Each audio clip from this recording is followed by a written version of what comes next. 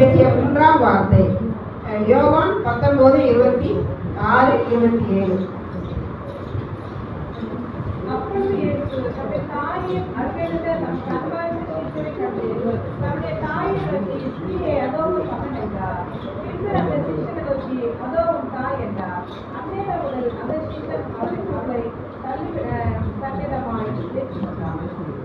இயேசு நமக்காக கொடுத்த வார்த்தை, மூன்றாவதாக கொடுத்த வார்த்தை, ஸ்திரீயே அதோ உன் மகன், அதோ உன் தாய். நமக்கு கொடுத்த இந்த மூன்றாம் வார்த்தை பராமரிப்பின் வார்த்தை, அரவணைப்பின் வார்த்தை. தேவகுமாரனான இயேசு பூமிக்கு மனுஷகுமாரனாக வந்தார். அவர் தன்னுடைய வாழ்நாள் முழுவதும் தன்னுடைய பெற்றோரை கடன் பண்ணும் பிள்ளையாக வாழ்ந்தார். அந்த தாயின் மனநிலை, அந்த இடத்தில் தன் பிள்ளை சிலுவையில் இருக்கும்போது அந்த தாயோட மனநிலை எப்படி இருந்திருக்கும்? 150 கிலோ எடை கொண்ட அந்த சிலுவையை 8 அடி அகலமும் 15 அடி நீளமும் கொண்ட அந்த சிலுவையை தன் பிள்ளை சுமந்து கொண்டிருக்கும் போது அந்த தாயின் மனநிலை எப்படி இருந்திருக்கும்? 8 அங்குலம் நீளமும் 3 அங்குலம் அகலமும் கொண்ட அந்த ஆணி தன் பிள்ளையின் கைகளில் அறையப்படும் போது அந்த தாயின் மனநிலை எப்படி இருந்திருக்கும்? எவ்வளவு கதறி துடித்திருப்பாங்க அந்த தாய். 85 கிலோ எடையுள்ள 5 அடி 11 அங்குலம் எடையுடைய தன் பிள்ளை, 85 கிலோ எடையுடைய பிள்ளை அந்த சிலுவை 150 கிலோ சிலுவையை சுமந்து கொண்டிருக்கும் போது அந்த இடத்துல நாம இருந்திருந்தா நம்ம எப்படி கதறி துடித்திருப்போம்? அதை போல அந்த தாயின் மனது கதறி துடிக்குது. அந்த தாயை பார்த்து இயேசு யோவானிடம் அந்த தாயை ஒப்படைத்தார். தன் பிள்ளையை பார்த்து கதறி துடிக்கும் அந்த தாயை தன் நண்பனான யோவானிடம் பாதுகாப்பாக ஒப்படைத்தார். 3ஆம் நாள் உயிரோட வரப்போறாருங்கிறது இயேசுக்கு தெரியும். ஆனா ஏன் ஒப்படைத்தார்? எதற்காக ஒப்படைத்தார்? தன்னுடைய பக்கத்தில் இருந்த யோவானிடம் ஏன் ஒப்படைத்தார்? மானுட வாழ்வு முடிந்தது.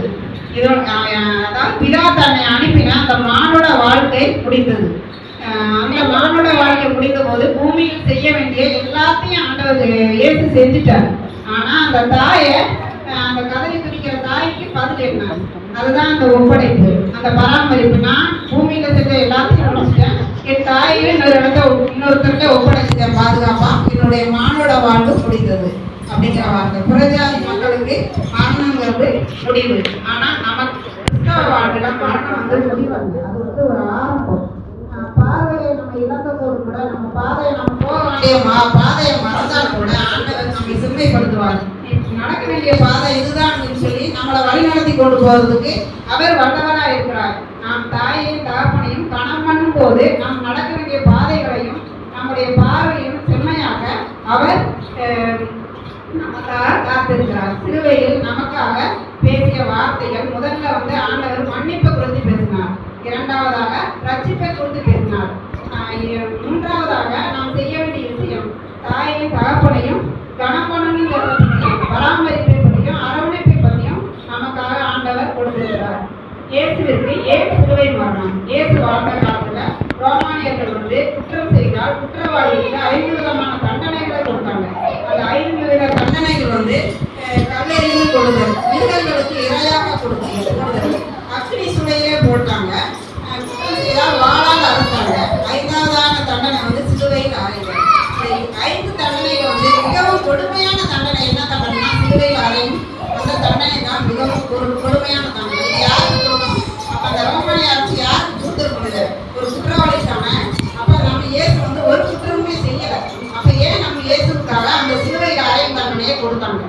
அப்ப இயேசு நமக்காக அந்த பாடுகளையும் பாவங்களையும் சுமந்து கொண்டார். ஒரு குற்றமும் செய்யாத நம்ம இயேசு நமக்காக நம்முடைய பாவங்களுக்காக அந்த சிலுவையை ஏற்றுக்கொண்டார். நம்ம இயேசுவை பற்றி பேச இந்த ஒரு நாளும் போதாது. அதை போலதான் நம் விளையேறப்பட்டவர் நமக்கு பொக்கிஷமாக கொடுத்த நம்முடைய தாய் தகப்பனை பற்றி பேசுறதுக்கு இந்த ஒரு நாள் கூட நமக்கு போதாது. அவர்களுடைய தியாகம் ஏராளமான தியாகம். நம்முடைய வாழ்க்கையில ஒவ்வொரு நாளும் நம்முடைய பெற்றோர் இல்லாமல் நம்மளால ஒரு நிமிஷம் கூட செயல்பட முடியாது. விளையேறப்பட்டவர் நமக்காக நமக்கு பெற்றோரை நமக்கு தந்திருக்கிறார். சாதாரண மனுஷன் மரண வாக்குமூலம் கொடுத்தா எவ்வளவு இதா நம்ம இது பண்ணுவோம். அவன் மரண வாக்குமூலம் கொடுத்துட்டான். அந்த மரண வாக்குமூலம் நமக்கு சத்தியமானவை, நமக்கு உண்மையான அந்த வாக்குமூலம். அது பொய்யா இருக்க வாய்ப்பே கிடையாதுன்னு சொல்லி நம்ம பேசுவோம். கட்டாயமா எல்லாருமே ஒரு நாள் அந்த வார்த்தையை பேசியிருப்போம். மரண வாக்குமூலம் கொடுத்துருக்கா, இது உண்மையான வார்த்தை, இது பொய்யா இருக்க வாய்ப்பு கிடையாது. போது நமக்காக இந்த 7 வார்த்தையை பேசியிருக்காரு. இது எவ்வளவு பொக்கிஷமான வார்த்தை. இந்த வார்த்தையை நம்ம வாழ்ற வாழ்க்கையில ஒவ்வொரு நாளும் கடைபிடிக்க வேண்டியது நம்முடைய ஒரு வாழ்நாள் கடமை. நமக்காக மரித்தவர் கொடுத்தது. இது வந்து சாதாரண வார்த்தை இல்லை, கட்டளை. 10 கட்டளையை கொடுக்கும்போது கூட அது ஒரு வார்த்தையை தாயை தாப்பனை பற்றி பேசியிருக்காரு, கணவன். அப்ப பெற்றோர்கள் நம்முடைய பிள்ளைகளோட வாழ்க்கையில பெற்றோரின் பங்கு என்ன?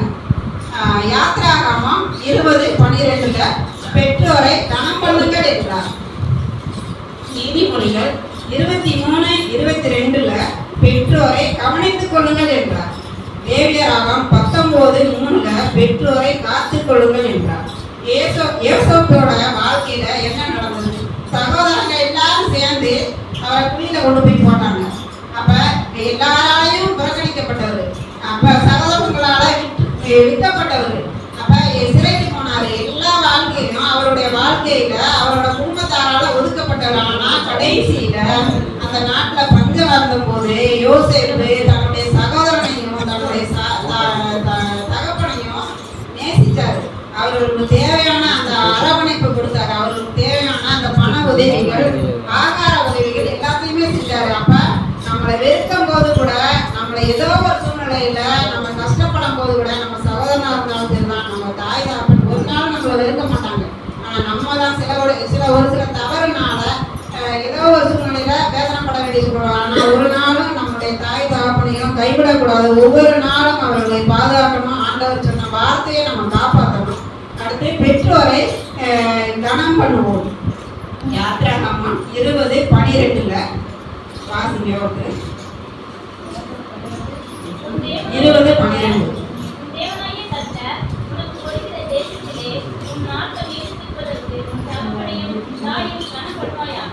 அப்ப நம்முடைய நாட்கள், ஆயுசு நாட்கள் நீக்கிறதுக்கு நம்முடைய தாய் தகப்பனை கனம் பண்ணணும். தேவனாகிய உனக்கு கொடுத்திருக்கிற தேசத்தில், நம்ம வாழ்ற இந்த தேசத்துல நம்முடைய தாய் தகப்பனை ஒவ்வொரு நாளும் கனம் பண்ணணும். பேசியும் புரியாத உறவுகளுக்கு மத்தியில் நம்ம பேசாமலேயே நம்மளுடைய சூழ்நிலையும் நம்முடைய வேதனைகளையும் புரிந்து கொள்கிறவங்க நம்ம பெற்றவங்க. கேட்டு கொடுக்காத தெய்வங்களுக்கு மத்தியில நம்ம எதையுமே கேட்காம ஆண்டவருக்கு, அதாவது நமக்கு என்ன வேணுங்கிறது நமக்கு கூட சில நேரம் தெரியாம இருக்கலாம். ஆனா ஆண்டவர் கேட்காமலேயே நம்முடைய தேவைகளை நமக்கு கொடுக்கிறார். நாம் தேடி சென்றாலும் நம்ம விட்டு உறவுகள், நமக்கு ஒரு கஷ்டம் வரும்போது நம்ம தேடி தேடி போனாலும் கூட நம்மளுடைய உறவுகள் நம்ம விட்டு விலகி போவாங்க. ஆனா நம்ம பெற்றவங்க அப்படி கிடையாது. நம்மளுடைய விலகி சென்றாலும் கூட அப்ப நம்ம தேடி தேடி வர்ற உறவுகள் நம்மளுடைய பெற்றவங்கள் மட்டும்தான். பாடுகள் நிறைந்த இந்த உலகத்துல நமக்கு எதுவுமே சொந்தமே இல்லை, கர்த்தரை பெற்றோரை தவிர. நீதிமொழிகள் 19:26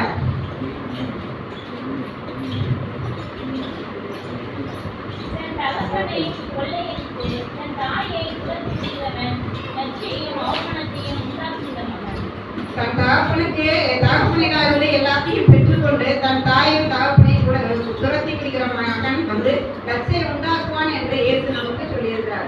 ஒரு அறுவடை முடிந்த வயல் எப்படி இருக்கும்? அறுவடை முடிந்த வயல் அறுவடையோட இருக்கும்போது அவர் ஒரு சொல்லப்படும். அந்த அறுவடை நிறையா இருக்கும், வயல் நிறையா அந்த நெல்மணி இருக்கும். அப்ப அறுவடை முடிஞ்சிருச்சு. அப்ப அங்க அந்த பொம்மை மட்டும்தான், அந்த பொம்மையும் அந்த வெறும் வயல் மட்டும்தான். அப்ப அந்த பொம்மை வந்து அந்த பொம்மையை போலதான் நம்மளோட தாய் எல்லாத்தையும் நம்ம அவங்க சேர்த்து வச்ச எல்லாத்தையும் நம்மகிட்ட கொடுத்தாங்க. அந்த வெறுமையான வயல் என்னிடம் இருந்தது எல்லாத்தையும் முன்னெடுத்த கொடுத்துட்டேன். நான் வந்து இன்னைக்கு வெறுமையா இருக்கேன், எதுவுமே இல்லாம அப்படிங்கிற சூழ்நிலையில வந்து நம்முடைய தாய் தாழ்வணும். அந்த மாதிரி இருக்கிற இடத்துல வந்து நம்ம கனம் பண்ணணும். அவங்க வந்து எதையுமே அவங்க வச்சுட்டாங்க. ஒரு காசு கூட நமக்கு அவங்க ஒரு காசையும் வளர்க்கல. எல்லாமே நம்ம பிள்ளை இருக்கு. அவங்க நம்ம கருவை சுமந்தது நம்ம சுமக்க ஆரம்பிச்சிருந்தாங்க. நம்ம பெற்றவங்க வந்து நமக்காக மட்டும்தான் கட்டாயமா செஞ்சுருப்பாங்க. அவங்க பூமியில வாழ்வதை நம்மளத்தால யாரை பத்தி நமக்கு பிடிக்கிறது வாய்ப்பு. நம்மளை உயர்த்தணும், நம்ம வாழ்க்கையில எப்படி நம்ம பிள்ளைய முன்னேற்றி கொண்டு வரணுங்கிறது தான் அதிகமா அவங்களோட கனவா இருந்திருக்கும். அப்ப நம்ம அந்த அறுவடை முடிந்த வெறுமையாய் அந்த இடத்துல நிற்கிற அந்த பொம்மையை போல இருக்கிற நம்முடைய தாய் தகப்பனை நம்ம பாதுகாத்துக்கணும், அரவணைத்துக்கணும். நீதிமொழிகள் 20:20 ஆண்டவர் நமக்காக சொல்லியிருக்கிற வசனம்.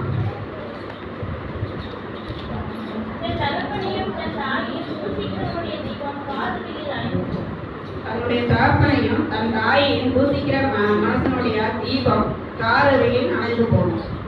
ஒரு மரம் இருக்கு. அந்த மரம் வேறு வளர்ந்து வர்ற வரைக்கும் அந்த வேரை நினைச்சுக்கிட்டு வளர்ந்து முடிஞ்சவன அந்த வேரை மறந்துட்டா அந்த மரத்தோட நிலைமை என்ன? அதை போலதான் நம்மளுடைய வாழ்க்கையில நம்ம ஒவ்வொரு நாள் நம்மளை கடந்து வர்றதுக்கு நம்ம கூட ஆண்டவர் வந்து நேரடியா வந்து ஒவ்வொரு பிள்ளைகளையும் பாதுகாக்க முடியாது.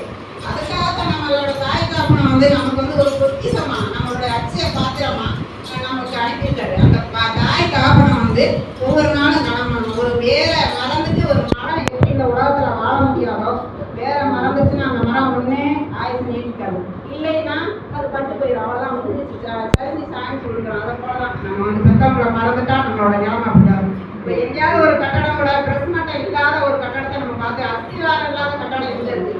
எங்கேயுமே கிடையாது. அப்ப நம்மளோட அஸ்திவாரம் நம்மளோட பெத்தவங்க. நாம் பயன்படுத்தும் ஒவ்வொரு பொருள் நம்ம வீட்டில் பயன்படுத்துறோம், மிக்சி கிரைண்டர் வாஷிங் மிஷின் எல்லாத்தையும் பயன்படுத்துறோம். பராமரிப்பே இல்லை, அது எத்தனை நாள் செயல்படும்?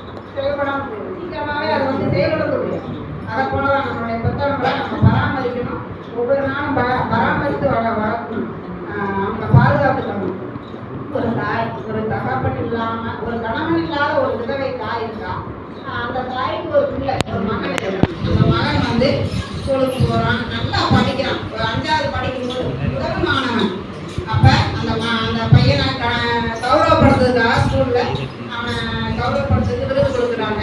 அப்ப அந்த தாயை அவன் கூட்டிட்டு போவான். திரும்ப 8வது படிக்கும்போது நல்ல மதிப்பெண் வாங்குறான்.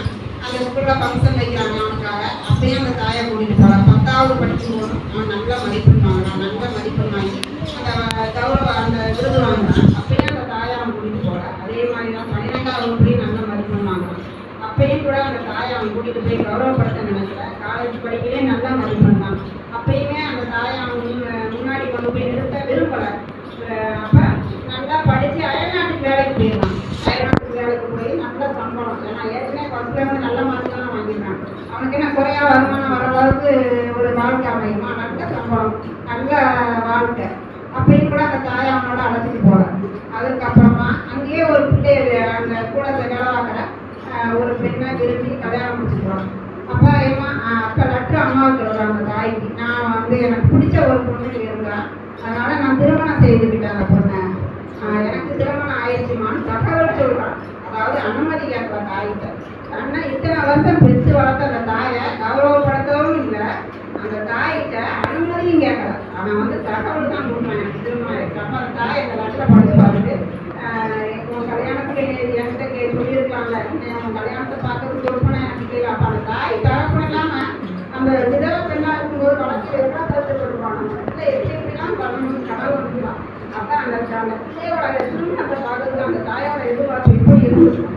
அப்ப அதை கொடுக்கணும். அதுக்கப்புறம் திருமணம் ஆனதுக்கு அப்புறம் கொஞ்ச நாள்ல குழந்தை வருது, அவனுக்கு ஒரு ஆண் குழந்தை வருது. அப்ப அந்த தாய்க்கு அந்த மகன் லெட்டர் இல்லாம எனக்கு ஒரு ஆண் குழந்தை பிறந்துருச்சு அப்படின்னு சொல்லி லெட்டர் வருவாங்க. தாய் அந்த லெட்டரை பார்த்துட்டு இது வரைக்கும் நீ என்னை எந்த இடத்துலையுமே கூட்டு போய் கௌரவப்படுத்தணும், எல்லா இடத்துலையும் நீ முதல் மானமா தான் வந்த, ஆனா எங்கேயுமே என்னை முக்கியத்துவப்படுத்தி நீ கூட்டிட்டு போற.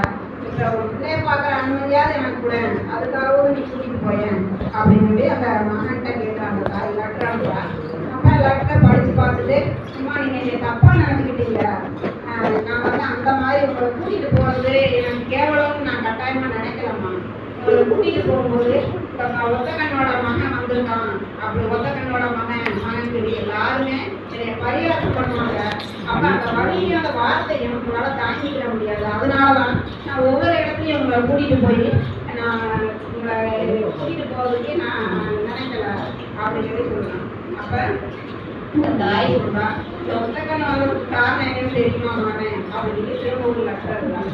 இந்த கண்ணம் நீ ஒரு 4 வயசா இருக்கும்போது ஒரு படிக்கட்டுல இருந்து கீழே விழுந்த அந்த இடத்துல ஒரு குச்சி இருந்துச்சு. அந்த குச்சி வந்து ஒரு கண்ணுல குத்திருச்சு. குத்துனாங்க அந்த கண்ணு முடியானது வெளியில வந்துச்சு.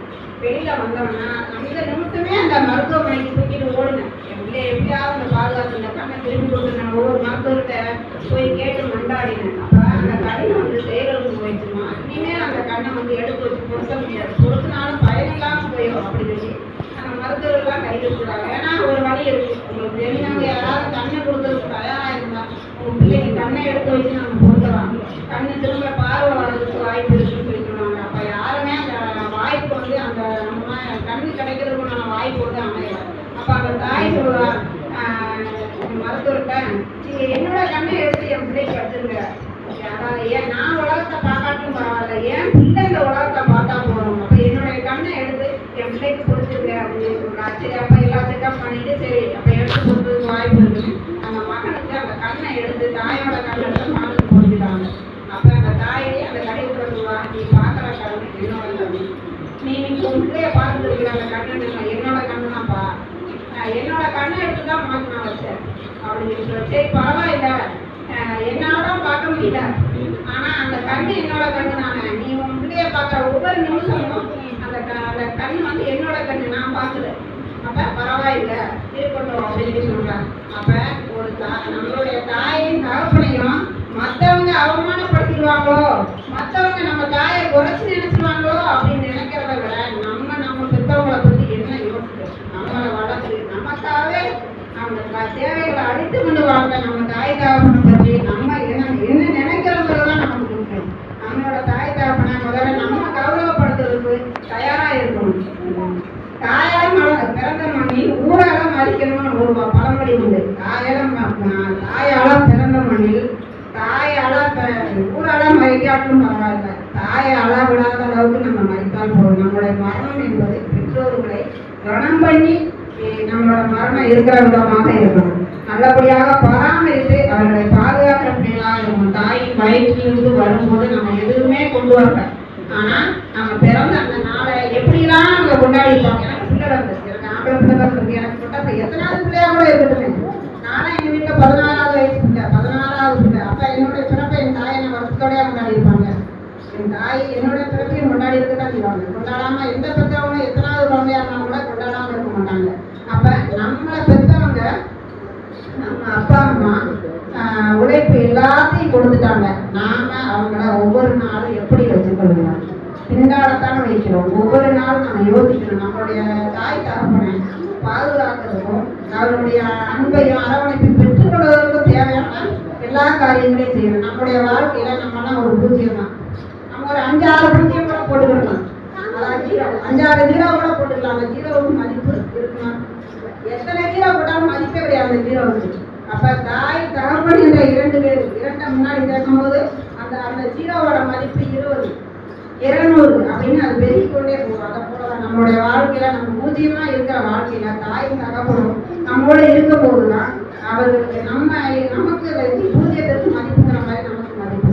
தாய் என்பவர் பூமியை போல, அதாவது பூமினா தாயி, சூரியனா அப்பா, வானம் பூமி வந்து தாயும் வானம் அப்பாவும் சொல்லுவாங்க. அப்ப சூரியனை போல நம்முடைய தகப்பன் வழிகாட்டியா இருக்கிற ஒவ்வொரு நாளும். அப்ப அந்த பூமியை போல நம்ம தாய் நம்ம அன்பையும் நம்ம மேல் வைத்திருக்கிற ஒவ்வொரு நாளும் நம்ம மேல் வைத்திருக்கிற அன்பையும் வெளிப்படுத்துகிறார். நம்மை சுமப்போல் தாய் நம்மை வழிகாட்டி கொண்டு வருவது தகப்பன். நாம் விலாசம் நம்ம விலாசம் நம்மளோட பெற்றவங்க தான். நம்ம பெற்றவங்க மட்டும் இல்லைன்னா நம்ம அட்ரஸ் இல்லாத காகிதம். பெற்று காகிதத்தை என்ன செய்வாங்க, அட்ரஸே இல்லாத காகிதத்தின் நிலைமை என்ன, கீழே தூக்கி போடுறாங்க. அவ்வளோ இந்த காகிதத்துக்கு அட்ரஸ் கிடையாது. இந்த இது வந்து எங்க போய் சேரும், எங்கேயுமே போய் சேராது, குப்பைக்கு தான் போய் சேரும். அந்த மாதிரி தான் நம்மளுடைய வாழ்க்கை. தாய் தகவல் இல்லைன்னா குப்பைக்கு சமமானவர்கள், எரித்து விடுவார்கள். கடந்த கால செய்திகளுமே பெற்றவர்களை வந்து மறக்க முடியாது. அவங்க வந்து நமக்கு இறந்த காலம், எதிர்காலம், நிகழ்காலம் எல்லாமே பெற்றவங்க தான். கடந்த காலம் மட்டும் கிடையாது பெற்றவங்க, எதிர்காலத்திலேயே அவங்க தான் நமக்கு, நிகழ்காலத்திலேயே அவங்க தான் நமக்கு எல்லாமா இருக்கிற நம்ம பெற்றவர்கள் நமக்கு ஒவ்வொரு நாளும் முக்கியமானவர்கள். உனக்கு நன்மை உண்டாயிருப்பதற்கும் பூமியிலே வாழ்நாள் நீடித்திருப்பதற்கும் உன் தகப்பனையும் தாயையும் கனம் பண்ணே என்றார். உபாகமம் 5:14 உன் தேவனாகிய கர்த்தர் உனக்கு கொடுத்திருக்கிற தேசத்திலே உன் நாட்கள் நீடித்திருப்பதற்கும் நீ நன்றாய் இருப்பதற்கும் உன் தேவனாகிய கர்த்தர் உனக்கு கட்டளையிட்டபடியே உன் தகப்பனையும் தாயையும் கனம் பண்ணுவாயாக என்றார். பூமியில் நமக்கு கிடைத்த அடைக்கல பட்டினம் பெற்றவங்க. ஏசப்பா நேரடியா வர முடியாது, நமக்கு யாரை கொடுத்திருக்காரு, நம்ம பாதுகாக்கிறதுக்கு பெற்றவங்க கொடுத்திருக்காரு. அப்ப பெற்றவங்க நமக்கு எதை போல முதுகெலும்பு போல, ஒரு மனுஷன் முதுகெலும்பு இல்லாம எப்படி செயல்பட முடியும்? அப்ப அவங்க நமக்கு முதுகெலும்பா இருக்காங்க பெற்றோர்கள். அதாவது பெட்ரோல் இல்லாம ஒரு வண்டியை ஓட்ட முடியுமா? இன்ஜினும் பெட்ரோலும் ஒரு பைக்கு எவ்வளவு முக்கியம். பெட்ரோல் இன்ஜின் இல்லைன்னா அந்த வண்டி செயல்படாது. அதை போல நம்மளோட பெற்றவங்க நம்மளுடைய வாழ்க்கையில இல்லைன்னா நம்ம ஒரு நாள் கூட செயல்படவே முடியாது. பரலோகம் என்ற தாய் வீடு கிடைக்க பூமியில் நமக்கு கிடைத்த பொக்கிஷம் பெற்றோர்கள். அந்த பொக்கிஷங்களை அரவணைப்போம், அன்பு செய்வோம். பாவத்தை போக்க ஜெபம் பண்ணணும், பரலோகம் போக பெற்றோரை கணம் பண்ணுவோம். பூமியில் நாம் வாழும் நாட்களில் நம்ம பெற்றவங்க மெழுகுவர்த்தியை போல வாழ்ந்தவங்க.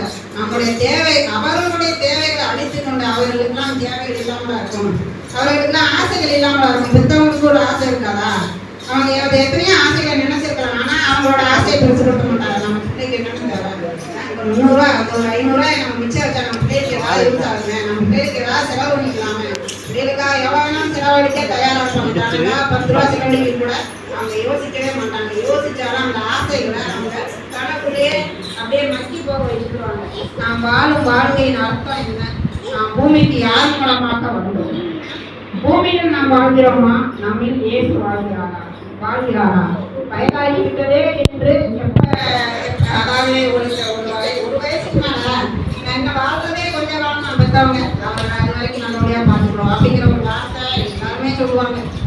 ஒரு வயசுக்கு மேல போய் ஒரு முதுமை வரும்போது வாழ்ற நாள் வரைக்கும் ஏன் வாழ்ற நாள் வரைக்கும் சந்தோஷம், அப்ப எப்ப சாவாம எதிர்பார்க்கறாங்க, எப்ப அவங்களுக்கு மரணம் வருங்கிறது மரணத்து வரைக்கும் பாருங்க. நம்ம ஒவ்வொரு நாள் நம்மள சந்தோஷமா இன்னும் கொஞ்ச நாள் இருக்கிறோம். நம்ம பெற்றவங்க இருந்தா நமக்கு ஆசீர்வாதம், நம்ம பெற்றவங்க இருந்தா நமக்கு பாதுகாப்பு, இன்னும் கொஞ்ச நாள் இருக்கணும்னு நம்ம காத்திருக்கணும். அவர்கள் நமக்காக உரமாக்கி நம்மை வளர்த்தவங்க சுத்தவங்க.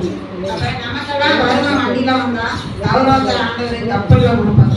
அப்ப எப்ப நம்ம தாயை தாப்பனையும் கணமானது வறுமை என்பது நம்முடைய வாழ்க்கையில இருக்க வாய்ப்பே கிடையாது. பெற்றவங்களையும் தாயை தாப்பனையும் மதிக்கும் நமக்கு வறுமை வர வாய்ப்பே இல்லை. 3 வேளை சோறு தான் நம்ம கடமை கிடையாது. ஒவ்வொரு நாளும் நம்மளை பார்த்து பார்த்து வளர்த்தவங்க நாம பார்த்து பார்த்து பாதுகாக்கணும், பராமரிக்கணும். நீதிமொழிகள் 23:22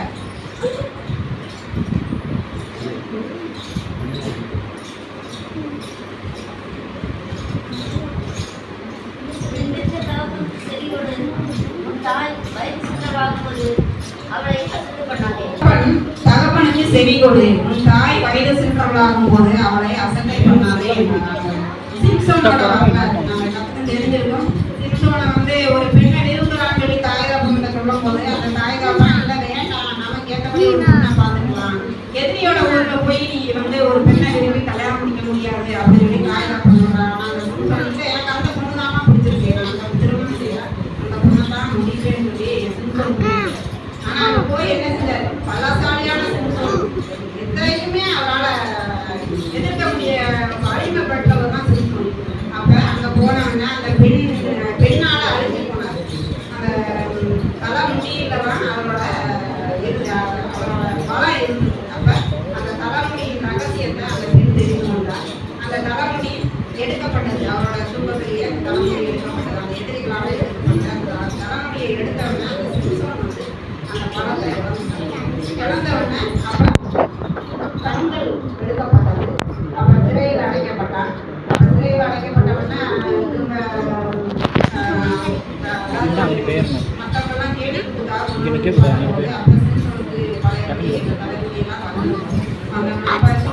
அந்த ஒரு தடவை எனக்கு வரணுங்க, நான் இந்த ஒரு தடவை இனிமேல் இந்த தவறை பண்ண மாட்டேன் அப்படின்னு சொல்லி கேட்கும் போது அப்ப அந்த இழந்த பலம் மீண்டும் வந்துருக்கு. பலம் வந்தா என்ன செய்வாங்க? அந்த கட்டப்பட்ட சங்கிலியெல்லாம் இருக்கும் போது அப்ப அந்த அரங்கை இடிந்து விழுந்து அவனுக்கு அவங்களுக்கு அப்ப தாய் காப்பணம் கேளாம போனா நம்மளோட நிலைமை எப்படியாக இருக்கும் அப்படிங்கிறதுக்கு அது ஒரு உதாரணம். நம்ம அப்பா அம்மாவை இந்த நாட்டில் அதாவது ஒரு ராஜாவாகவும் ராணியாகவும் நினைக்கணும். நம்மளை பெற்று வளர்த்தணும். ஒரு ராஜாவுக்கும் ஒரு ராணிக்கும் அந்த நாட்டில் என்ன மரியாதை இருக்கும்.